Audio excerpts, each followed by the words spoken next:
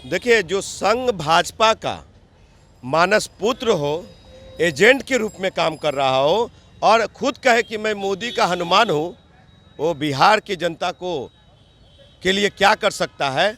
तो उनसे उनके बस में एजेंट गिरी ही है। चिराग पासवान ये कहते हैं कि बिहार में कुछ विकास ही नहीं हुआ। आज वैसे लोग नीतीश कुमार से सवाल पूछ रहे हैं जो एलईडी में आंख खोला, जो हेमा मालिनी के गाल जैसे चिकन रास्तों पे चला, जो 6 महीना में सब लोग मतलब 6 घंटे में सब लोग एक जगह से दूसरे जगह जाते हैं। इस वक्त हमारी मौजूदगी इको पार्क के पास में है और यहाँ पे एक आदमी हमारे साथ मौजूद हैं जो कि युवा बिहार सेना के अध्यक्ष हैं और इनका नाम हुआ इंजीनियर राजकुमार पासवान। इनसे हम बातचीत करते हैं बिहार की राजनीति पे, जैसे कि चिराग पासवान हो गए, ये राजकुमार पासवान हैं। और जी आज से 2 दिन पहले अंबेडकर छात्रावास में वहाँ पे एक घटना घटी, गोलीकांड हुई। वहाँ पे गोली चली, दोनों पक्ष से गोली चली है, छात्रों के तरफ से भी और वहाँ पे लोकल लोगों के तरफ से भी। उस घटना को मैं सच्चाई जानने के लिए ग्राउंड स्टोरी किया। उस स्टोरी को आप लोग देखिएगा पहले एक बार, आपको सच्चाई सामने आ जाएगी। तो हमारे साथ बात है राजकुमार पासवान जी से हम बात करते हैं। सर, सबसे पहले हमारे चैनल में स्वागत है आपको। जी नमस्कार। आज से 2 दिन पहले अंबेडकर छात्रावास में गोली चली। आरोप ये लगाया जा रहा है कि बिहार में फिर से डबल जंगल राज आ गया है। एक नीतीश कुमार का जंगल राज आ गया है और एक तेजस्वी प्रसाद यादव की जंगल राज आ गई है। बताया ये जा रहा है कि यादव की सरकार आई है, इसलिए यादव का मन बढ़ते जा रहा है और गोलीबारी होती जा रही है दिन प्रतिदिन। क्या कहना चाहेंगे आप?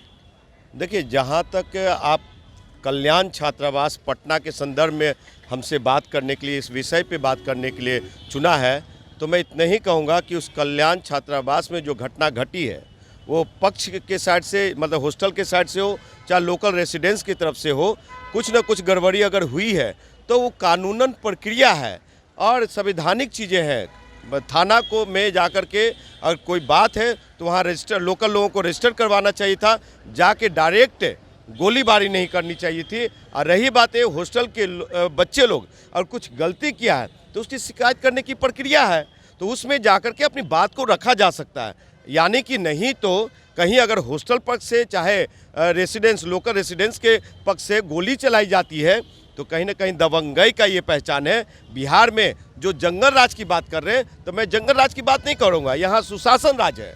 और जो जंगल राज कर रहे हैं वो बिहार का नेता है ही नहीं, हेलीकॉप्टर वाले नेता लोग हैं। कौन है वो नेता?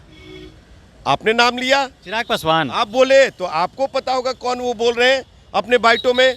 तो आपको बता दूं कि अगर ये जंगल राज है तो उनके पिताजी 40 साल कहाँ थे? उस जंगल राज में क्या कहते हैं, बहुत सारे दलित नरसंहार हुए, बहुत सारे बिहार के अनुसूचित जाति जनजाति के बेटाओं को हत्या किया। नेता कहाँ थे? तो वही तो मैं पूछ रहा हूँ, ये लोग कहाँ थे, मेरा ये कहना। लेकिन इस तरह से कहीं भी घटना घटती है, अगर मान लिया कि लड़की की ही बात सवाल उठती है और जैसा कि आप लोग मीडिया वाले लोग दिखा रहे हैं, तो उस चीज़ से मैं इतना ही कहूँगा कि उसके लिए महिला आयोग है, उसके लिए महिला थाना है, उसके लिए बहुत सारी चीज़ें बनी हुई है। संवैधानिक प्रक्रिया के तहत वो वैसे छात्रों को, अगर ये ऐसी कोई तमाशा कर रहे हैं और महिलाओं के साथ छेड़खानी कर रहे हैं, तो वैसे छात्रों के लिए कानून है और उस कानून के तहत सज़ा हो सकती है। उस प्रक्रिया में जाना चाहिए, किसी निर्दोष को गोली से उड़ाया नहीं जाना चाहिए। आज विशाल एडमिट है एम्स में, उसका सुबह ऑपरेशन हुआ, मैं कल देखने गया था, उनकी गोली रिमूव की गई है। अगर वो भी इस तरह की घटना में संलिप्तता है उनकी, तो सज़ा होनी चाहिए। लेकिन हाँ, लोकल रेसिडेंस से ही वहाँ पे लगातार क्यों ऐसी होती है, ये मैं इतना ही कहना चाहता हूँ। वहाँ पे तो राजनीति का अड्डा बना हुआ है, एक तो बात ये है। वहाँ पे पॉलिटिकल पार्टी के कुछ लोग इन्वॉल्व हैं वहाँ पे, और हमेशा वहाँ पे घटना होती जा रही है। पटना में और भी छात्रावास है, वहाँ पे ऐसी घटनाएं क्यों नहीं हो रही है? आदित्य जी, बिहार के हर एक घर में नेता है, एक न एक नेता है हर एक घर में। तो इसलिए ये जो चीज़ ये है कि समझदारी है, बौद्धिकता है, समझ होनी चाहिए अपनी। और आप बेतुका ढंग से बाहुबली दबंगई दिखा के गोली चलाइएगा, किसी को गोली मारिएगा, आप ही हमसे बात कर रहे हैं और आपके मन अनुसार चाहे हमारे मन अनुसार सवाल ना हो, जवाब ना हो, तो आपको बुरा लगेगा तो आप धक्का मुक्की करके चले जाइएगा। वो चीज़ नहीं, सब चीज़ का व्यवस्था है, सब चीज़ का समाधान है, रास्ता है, कानून व्यवस्था, संविधान है, उसके तहत होना चाहिए बात। और अगर कोई गलती किया उस बच्चे को बुला करके आप पहले बात करना चाहिए था। देखिए, आप एक पार्टी के खुद अध्यक्ष हैं, आप 2 बार लोकसभा चुनाव भी लड़ चुके हैं और फिर लड़ने जा रहे हैं, 2024 की तैयारी में आप लगे हुए हैं। और लड़ेंगे भी आगे। बिहार में ये बताया जा रहा है कि जंगल राज आ गया है। वही चिराग पासवान आज से कुछ महीनों पहले तक रैली निकाले थे, राष्ट्रपति शासन का मांग किए थे उन्होंने। हालांकि उस टाइम भी एनडीए की सरकार थी, तो क्या उस टाइम मंगल राज था क्या कि आप जंगल राज बता रहे हो? देखिए, जो संघ भाजपा का मानस पुत्र हो, एजेंट के रूप में काम कर रहा हो और खुद कहे कि मैं मोदी का हनुमान हूँ, वो बिहार की जनता को के लिए क्या कर सकता है? तो उनसे उनके बस में एजेंट गिरी ही है। और आपको बता दूं कि बिहार के अनुसूचित जाति जनजाति को 50 साल में जिसके पिताजी कुछ दिया नहीं, और चिराग पासवान भी जो 8 साल से जमुई सांसद है, वो एक रोल मॉडल ने बिहार के पटल पे पेश कर सके, तो वो जंगल राज की बात कर रहे हैं। जब बिहार में दलित नरसंहार हो रहे थे उस समय कहाँ थे? उनके पिताजी कहाँ थे? चाचा लोग कहाँ थे? सिर्फ जा कर के एक सामंतवादी की बेटी की घर में शादी होती है और सिपाही शराब के ढूंढते हुए उसके घर चले जाते हैं, मतलब कि दुल्हन के कमरे तक चले जाते हैं। उसका सवाल चिराग पासवान लोकसभा में उठाते हैं। वही वैशाली जिला की बेटी को, अनुसूचित जाति जनजाति की बेटी की, पासवान की बेटी की ये सामंतवादी लोग उठा करके 15 दिन रेप करते हैं और 16वां दिन उनको बांस में टांग करके हत्या करके खंदक में गाड़ देता। उसकी लोकसभा में बात चिराग पासवान नहीं उठाते। तो ये बात करते हैं। जहाँ तक नीतीश कुमार की बात है, और नीतीश कुमार को छोटा दिखाने में चिराग पासवान लगे हुए हैं, तो आपको बता दूं कि यहीं बगल में ये इको पार्क है।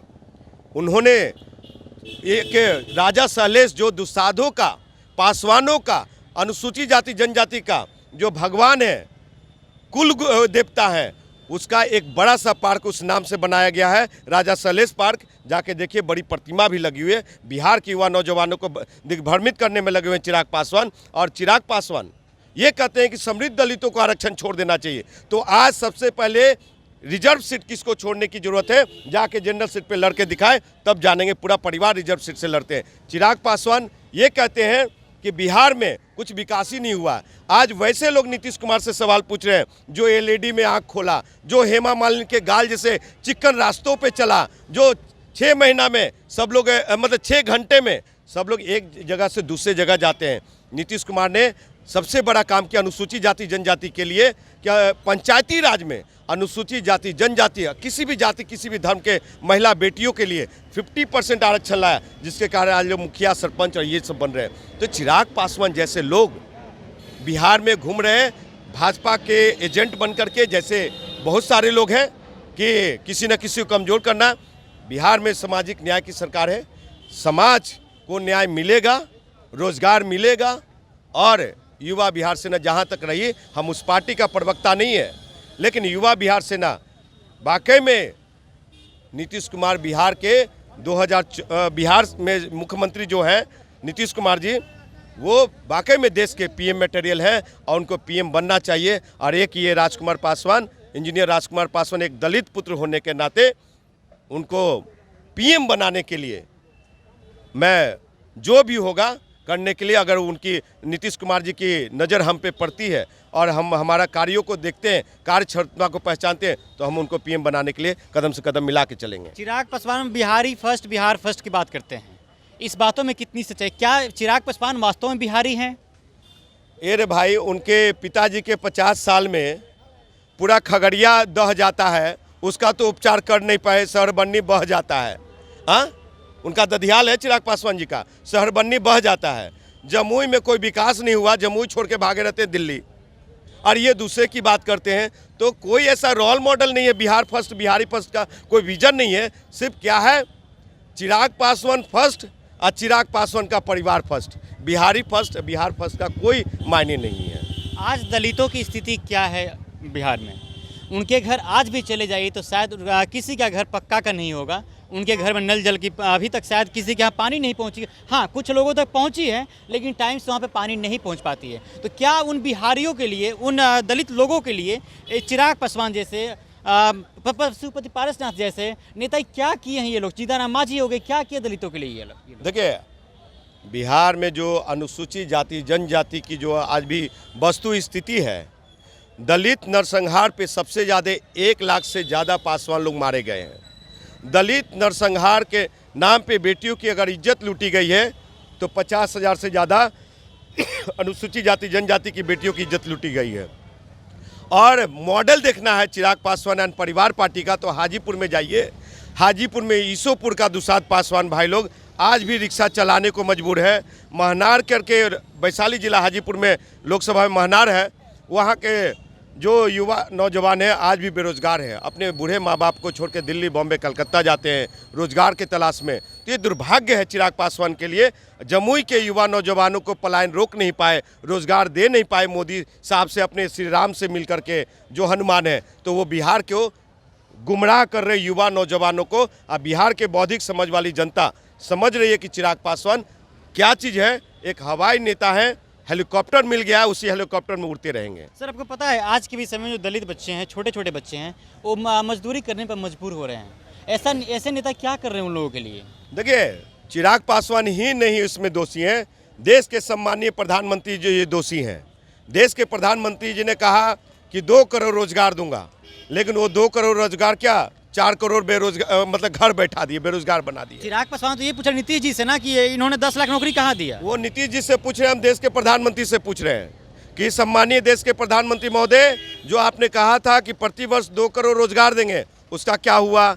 आपने कहा था कि युवा नौजवानों को, गरीबों के खाते में 15-15 लाख रुपया दूंगा, उसका क्या हुआ? आपने कहा था कि गरीबों के पैर में चप्पल दूंगा, उस चप्पल का क्या हुआ साहब? आपने कहा था कि हर एक घर को लाभान्वित करेंगे, और जब देश के सम्मानीय प्रधानमंत्री महोदय नीतीश कुमार जी का हर घर नल जल योजना को लोहा माना है, तो वाकई में बिहार के मुख्यमंत्री आदरणीय श्री नीतीश कुमार जी देश के 24 का पीएम मटेरियल हैं। ये मानना पड़ेगा, मोदी जी को 24 में उखाड़ फेंकने की जरूरत है, कुर्सी से उतारने की जरूरत है। देखिए, जो देश का प्रधानमंत्री कहते हैं धर्म, जाति, मजहब और अयोध्या जैसे मंदिर के घंटा बजवाने के लिए तैयार हो, मंदिर की घंटा बजवाने के लिए तैयार, वहाँ उस देश का विकास नहीं हो सकता। और जो समाज एक पत्थर का देवता अन्यता को पूजा करने में रहेगा, वो समाज आगे नहीं बढ़ सकता है। इसलिए बगिया का फूल वही सुहावना लगता है जिस बगिया में हर एक तरह का फूल। क्या वास्तव में जंगल राज आ गई है या सरकार को बदनाम करने की साजिश रची जा रही है?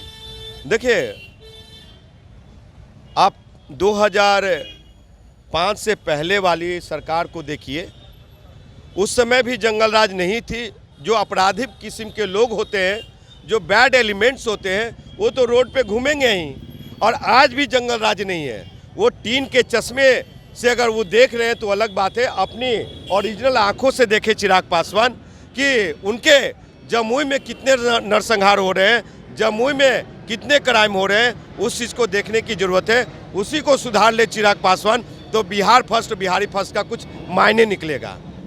जी ठीक है, हमारे साथ इंजीनियर राजकुमार पासवान जी थे। इन्होंने तमाम सवालों का जवाब दिया और सवाल वहाँ भी खड़ा किया चिराग पासवान पे, जो कहते हैं बिहारी फर्स्ट, बिहार फर्स्ट का नारा देते हैं। वो आखिर वो करते क्या हैं, बिहार के लिए क्या किए हैं? उनके पिताजी भी 40 से 50 साल राजनीति की हैं बिहार में, पशुपति पारसनाथ हो गए हैं या जीतन मांझी हो। वो दलितों के लिए किए क्या ये लोग आखिर में? वास्तव में जो आज से 100 साल पहले दलितों की स्थिति थी, आज भी चले जाइए तो उनकी स्थिति नहीं बदली। हाँ, बदली है तो कुछ नीतीश सरकार की राज में कुछ बदली है उनकी स्थिति। उनकी घरों में कुछ नल जल योजना चली गई है, कहीं लाइटें लग गई हैं, तो कहीं सड़कें बन गई है, लेकिन कहीं पे गड्ढे में रहने के लिए मजबूर हैं वैसे आज के भी लोग। इन्होंने सवाल उठाया जमुई में कह रहे हैं आज भी नरसंहार हो रही है, वहाँ पर दलितों पर अत्याचार हो रही है। आखिर जो जमुई से सांसद है 8 सालों से चिराग पासवान, तो जमुई के लिए उन्होंने क्या किया? जमुई के लिए क्या किया? जब चिराग पासवान बार बार सवाल ये उठाते हैं नीतीश कुमार पे कि 10 लाख रोजगार कब देंगे, 10 लाख नौकरियां कब देंगे, तो सबसे पहले उनको नरेंद्र मोदी जी से पूछना चाहिए कि आपने कहा था कि हर साल 2 करोड़ युवाओं को नौकरी देंगे, तो उस 2 करोड़ युवाओं में से आपने कितनी नौकरियां दिया? पिछले 8 सालों में 22 साढ़े 22 करोड़ युवाओं ने फॉर्म भरा था, आपने उसमें से कितना नौकरी दिया? मुश्किल से 7.5 लाख। क्या 7.5 लाख ही 8 साल में आपने नौकरी देने की औकात थी आपकी, या कुछ और की थी? ये सवाल तो चिराग पासवान को मोदी पे उठाना चाहिए।